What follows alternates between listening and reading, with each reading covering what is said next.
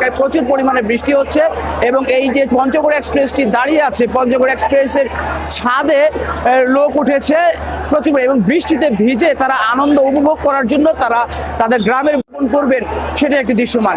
বেশ কিছুক্ষণ আগে যখন কমলাপুর রেলওয়ে স্টেশনে প্রবেশ করি তখন টিকিটদেরকে দেখেছি অনেক যাত্রীদেরকে ফিরিয়ে দেওয়া হয়েছে, অর্থাৎ তাদের দাবি হচ্ছে যে তারা অনলাইনে যে টিকিটটি ক্রয় করেছে এটিও জাল, এই কারণে মূলত তাদেরকে প্রবেশ করতে দেয়নি। আর এবং এই পঞ্চগড় এক্সপ্রেসের যে যাত্রীরা রয়েছেন উত্তরবঙ্গের, তারা উপচে পড়া একটি ভিড় দেখতে পাচ্ছে। ট্রেনের প্রতিটি বগিতে উপচে পড়া যাত্রীদের ভিড় থাকা কারণে আসলে মূলত কোণঠাসা অবস্থা, অর্থাৎ তিল ধারণের ঠাঁই নাই। ঝুঁকি নিয়ে যাত্রীরা পার হচ্ছেন এবং ছাদে, ট্রেনের ছাদে উঠছেন। আমরা যদি আপনাদের ট্রেনের ছাদে দেখানোর চেষ্টা করি, ট্রেনের ছাদে কি পরিমাণ ঝুঁকি নিয়ে এবং বৃষ্টি হচ্ছে প্রচুর বাহিরে।